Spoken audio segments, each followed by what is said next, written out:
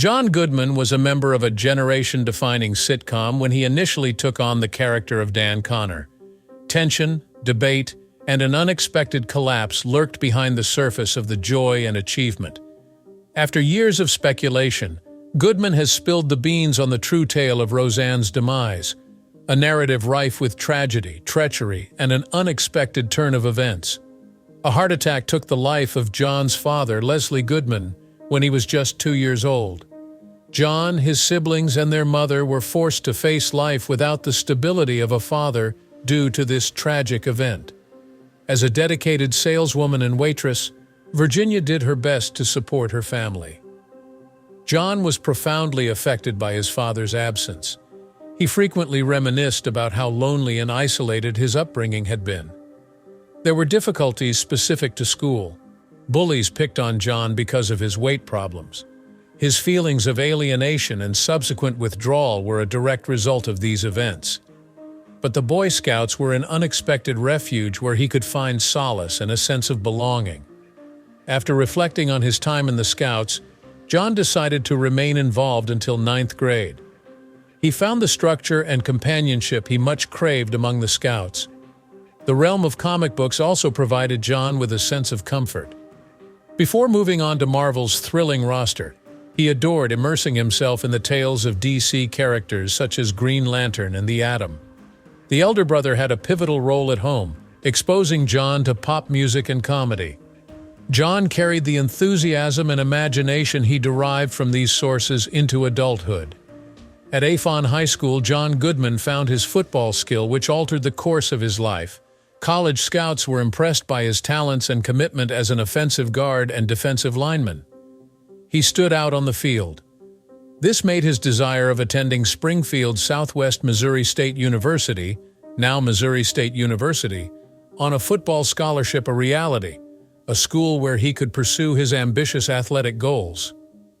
Goodman came to college in the fall of 1970, prepared to pursue his dreams of being a successful football player, but destiny had other ideas. Goodman tore his anterior cruciate ligament, ACL, in his first year, which was a terrible injury. His football career was cut short before it had started due to the injury. Goodman was left bewildered by the loss, which was a significant setback. At the time, Goodman's decision to investigate the theater program at the university appeared to be completely arbitrary. He tried out for a play without much expectation just because. He was taken aback when he received a little role, and that was the turning point in his life. As he took the stage, a passion and purpose he hadn't felt since football let him down washed over him. Goodman went on to say, "I was smitten." He dove headfirst into acting, embracing a life he had never thought he'd belonged in.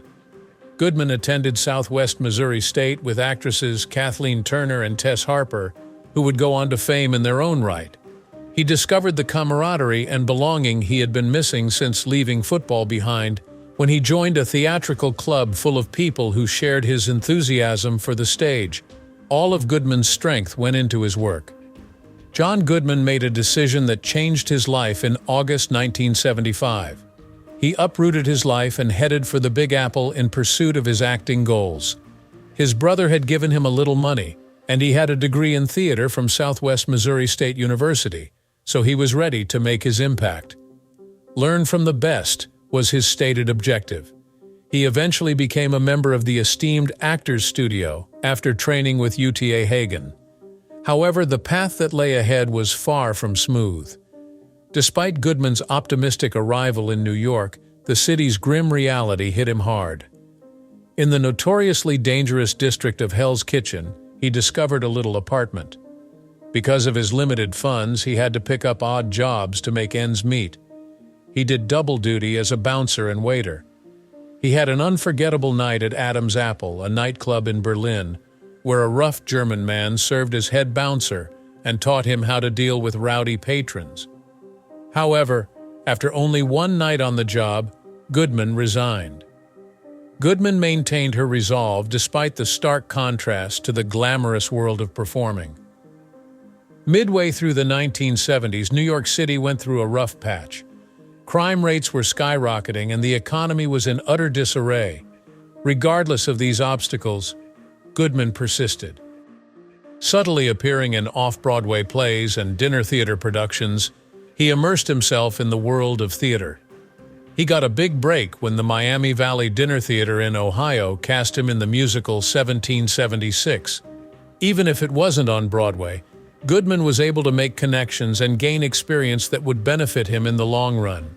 The film industry didn't immediately give Goodman her big break. Herbert, a minor character in the 1983 film Eddie Macaulay, was his first acting appearance. It was a pivotal part for Goodman, albeit the film and her performance were understated. He gained much-needed experience on set and marked his move from stage to cinema with it. He continued to add credits to his reel in the years that followed, with roles in films like Chud, 1984, and The Survivors, 1983. He had parts on television as well, such as in 1983's The Face of Rage. The consistent appearances in these little parts helped solidify Goodman's reputation as an actor who could handle a wide range of roles. When Goodman featured in David Byrne's True Stories in 1986, everything changed. He portrayed Ray Finkel, a kind and lonely bachelor who used video dating to find love. This part was a huge break for Goodman, who was able to show off his charisma and comic timing. He played the role of Gail Snotes, an escaped prisoner caught up in a strange kidnapping plan in the 1987 Coen brothers film Raising Arizona. He was one of the standout performers with Nicolas Cage and Holly Hunter because to his energetic and hilarious performance. Positive reviews solidified Goodman's status as an accomplished and adaptable actor.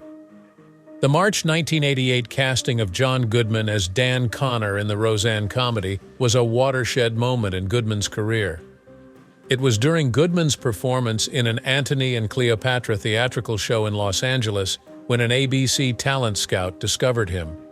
The role of Roseanne Barr's on-screen spouse was desperately sought after by the network. Fame was bestowed upon Goodman's audition. Shortly after entering the room, he nonchalantly instructed Barr to scoot over. In response to her request that she shut up, Goodman sat down beside her, and their innate attraction solidified their relationship. As soon as Dan Connor was introduced, the whole room knew it. Curiously, the original casting call for the part didn't include Goodman. Tom Arnold, who was Roseanne Barr's boyfriend at the time, was almost cast as Dan. But the producers were adamant on finding an actor with greater experience. As the bond between Barr and Arnold deepened, and Arnold's role in the show's making increased, this choice eventually led to friction on site. Regardless of these issues, Goodman's casting was spot on for the show. Roseanne was an immediate hit upon its October 18, 1988 launch. At the conclusion of its first season, with an average of 36.2 million viewers each episode, it had become the second most watched program in the U.S. Many people related to Goodman's Dan Connor character. He lent sincerity and charisma to the part, turning Dan into an approachable and endearing character. His portrayal made the role more than just another standard parent in a sitcom. He seemed like someone the audience could relate to. Goodman became a household name and had doors open to film prospects because of this portrayal. In critically acclaimed films like Barton Fink, 1991, and The Big Lebowski, 1998, he showcased his range as an actor, playing both humorous and serious roles while the show was running. With an episode salary of $300,000 during Roseanne's last season, Goodman was among the highest-paid performers in television history. Goodman frequently found himself entangled in the infamous turmoil that unfolded behind the scenes of Roseanne. Among the most nerve-wracking moments was in Season 2, when Barr made public a list of everyone she planned to dismiss once she had greater creative authority over the program. Because of this, the set environment became poisonous, although Goodman remained professional and frequently mediated conflicts between Barr and the other members of the staff and actors. Barr and the show's creator, Matt Williams, got into an argument in 1989 when Barr vowed to quit unless Williams stayed. After Goodman, Lori Loughlin, and George Clooney rallied around her, Williams decided to leave. As a result, Goodman became an iconic character in both the on- and off-screen worlds. Even as he was a guest on the show, Goodman had his own share of personal problems. His struggles with alcoholism have been well documented. He readily admitted to showing up to set hungover and even drinking while working on occasion. His unwavering commitment and brilliance shone through in spite of this. Goodman finally got clean in 2007, a turning point in his life and career that he attributes to seeking treatment. Goodman received a slew of accolades and praise for his performance on Roseanne. 7 years in a row, from 1989 to 1995, he was nominated for an Emmy for Outstanding Lead Actor in a Comedy Series. His reputation as one of the best performers in television was cemented by these nominations, even though he never won. Golden Globe winner for Best Actor in a Television Series, Musical or Comedy in 1993, Goodman was at last acknowledged for his work. He thanked his wife and daughter and joked, "I'd like to thank my personal trainer, but I don't have one." His humorous acceptance speech captivated the audience. The cooperation between Joel and Ethan Coen and John Goodman is among the most intriguing partnerships in contemporary film. It all started in 1987 with the offbeat comedy Raising Arizona, which exposed Goodman's skills to the distinctive storytelling approach of the Coen brothers. This was the beginning of a long-term creative partnership that would provide Goodman some of her most iconic roles. Under the Coens' direction, Goodman delivered a powerful performance as Charlie Meadows in Barton Fink, 1991. Goodman is exposed as a terrifying serial murderer after initially appearing as a kind neighbor. One of the most memorable scenes in cinematic history occurred at the film's dramatic finale, when his character yells out, "I'll show you the life of the mind," and then sets fire to a hotel. The crew and co-stars of Goodman were allegedly unsettled by his creepy presence, which he maintained between shoots. It's possible that Goodman's portrayal of Walter Sobchak in The Big Lebowski, 1998, is the Coens' most renowned film. Author John Maher, who lived in real life, served as inspiration for the character Walter, an eccentric Vietnam veteran who loves bowling. Goodman brought Walter to life by studying Maher meticulously and then imitating his speech patterns and mannerisms. That iconic moment in which Walter wrecks a car while yelling, "This is what happens when you fuck a stranger in the ass," took 17 takes to play. Every time, Goodman wrecked a brand new automobile, which added more than $1,000 to the budget. The role of Sully in Monsters, Inc. 2001 was Goodman's breakout performance in voice acting. Goodman, who is usually recognizable for his towering stature, revealed a more sympathetic side as the adorable creature. To get the perfect tone, he spent more than 100 hours in the recording booth, often completing 50 takes of a single line. Pixar also sought advice from a specialist in Big Animal Gait to ensure that Sully walked authentically, and Goodman researched the gait of bears and gorillas to include it into his singing. Curiously, Goodman was almost passed over for the part. Bill Murray was the first pick to play Sully when he was conceived as a cleaner. The character's trajectory was drastically altered when Goodman was cast, following a massive plot rewrite. Goodman shone his range and ability in the more dramatic parts he took on in 2011's The Artist. During this silent, monochrome picture, he portrayed studio executive Al Zimmer. Although Goodman is famous for his voice, he was forced to depend solely on his body expressions in this role. For the role, he shed 60 pounds and studied silent cinema actors like Roscoe "Fatty" Arbuckle. Another deviation was his role as John Chambers, a cosmetics artist in Argo, 2012.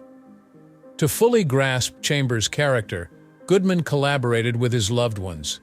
In an unexpected turn of events, Goodman learned that Chambers had created a prosthetic nose for him in 1992's The Babe, which linked him to the real-life character he had played. Even in her most recent roles, Goodman never ceases to amaze. He was chilling as the end-of-the-world survivalist Howard Stambler in 2016's 10 Cloverfield Lane, in which he kidnaps a young lady. Goodman spent weeks in seclusion, resembling the film's location in a bunker. Mary Elizabeth Winstead, who co-starred with him, was visibly frightened by his intensive method acting. Bill Randa, portrayed by Goodman, is a government officer who is hell-bent on finding monsters in the 2017 film Kong Skull Island. After Goodman showed interest, the screenplay was revised to give the character more depth. The part had been designed for a far younger performer. Goodman nearly halted filming in Vietnam because of a severe case of heat stroke she had while there. His act gave the big adventure more weight, even if he was physically exhausted. For Roseanne viewers, John Goodman's 2018 comeback as Dan Connor was a mix of nostalgia and surprise. Dan had been cleverly revived after being killed off in the original series ending. Dan joked in the inaugural episode that Roseanne's unpublished novel included his death, and he even said that the book would have been better if Roseanne hadn't killed off the most fascinating character. The new series began on March 27, 2018. The explanation was written in a lighthearted manner, which allowed Goodman to return to the character with ease. With 18.2 million viewers, the premiere set a new record for comedy broadcast ratings in over 4 years. Fans and reviewers alike lauded Goodman for his portrayal of Dan Connor, saying that he revived the actor's charisma, comedy, and genuineness. Putting on the character again after a 21-year hiatus was easy for Goodman, who likened it to slipping into a familiar pair of shoes. Their dynamic was a major factor in the revival's early popularity, and his connection with Roseanne Barr was just as strong as before. The show's ability to combine nostalgic elements with biting comedy and relevant social critique made it a hit with viewers. It became a cultural phenomenon, not only a ratings triumph. The revival. It was the season's highest-rated scripted show, with 27.3 million viewers tuning in for its debut. Its capacity to capitalize on the present political atmosphere was a selling point. A segment of the audience who thought their opinions were underrepresented in mainstream media found resonance with the portrayal of Roseanne Connor, similar to Barr herself, as a Trump supporter. This political slant, together with the show's trademark comedic timing and the return of fan favorites, was the perfect recipe for the show's early success. Sadly, the revival's success did not last. Roseanne Barr's tweet on May 29, 2018, will ruin the show. The tweet made fun of Valerie Jarrett, a former advisor to Obama, by comparing her to an ape and claiming that she was the offspring of the Muslim Brotherhood and Planet of the Apes. There was an instant and widespread outcry on social media and in the entertainment business in response to the racially insensitive remark. Barr attempted an explanation, saying it was all in good fun and putting the blame on the sedative Ambien. She tweeted about some strange things she did while on the drug, but her explanation didn't convince anyone. In response, even the drug's maker said that racism isn't one of the recognized negative effects. ABC took swift action. President Channing Dungey of ABC Entertainment confirmed Roseanne's cancellation just hours after the tweet. In her statement, she referred to Barr's remarks as abhorrent, repugnant, and inconsistent with our values. The decision was startling due to the show's popularity and the revenue losses it caused. Estimates put ABC's ad income loss at $60 million. Both the industry and the cast and crew were taken aback by the cancellation. In his original defense of Barr, Goodman claimed personal knowledge that she is not racist. He later talked about how devastated he was that the program had been canceled. Although he appeared resigned to the result, he did acknowledge that the swiftness and severity of the response had startled him. The issue had far-reaching effects, altering the series' history and causing friction that persisted long after the revival ended. The Connor family's tale persisted through all the aftermath.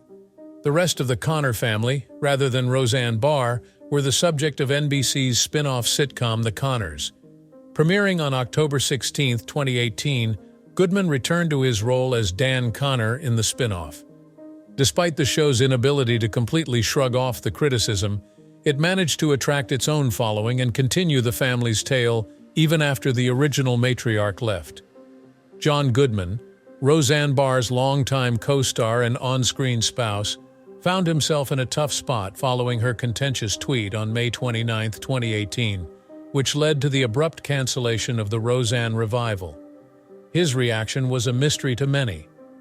On May 31st, just 2 days later, paparazzi swarmed Goodman at a New Orleans car repair shop, demanding an interview. His brief quiet, which suggested the complexity of his sentiments regarding the matter, was accompanied by his cautious statement, "I'd rather say nothing than cause more trouble." Goodman gave a more candid interview to the Sunday Times on August 26, 2018, a few months later. He shocked many by defending Barr in an unexpected statement, stating, "I know for a fact that she's not a racist." This response contrasted with the massive criticism of Barr's tweet, which had mixed reactions. Additionally, Goodman discussed the profound impact that the show's demise had on him. He shared that he was heartbroken and that the ordeal had put him into a depressive episode. "I was very depressed the day after that. I was brokenhearted, but I thought, okay, it's just show business. I'm going to let it go." He reflected on those days later. In an interview with Variety that took place on June 18, 2023, some 5 years after the event, Goodman brought up the subject again. He maintained his stance when questioned about his earlier defense of Barr. When asked if he regretted supporting her at the time, "I remember going to some kind of junket where they saw the pilot and then the interviews, and it just turned into an attack. And that made me very uncomfortable with them just attacking Roseanne," said he. In the aftermath, this reaction exposed a more nuanced side of his emotions. Along with his allegiance and anguish, Goodman showed empathy for Barr. "Yeah, I felt bad for her, and then I just feel terrible about the whole thing. You know, we had a great time and I love her. She's just her own person." His capacity to show compassion for his former co-star was evident in his statements, even in the face of the controversy. In response to a question on the likelihood of future collaboration, Goodman exhibited a measured but not dismissive tone.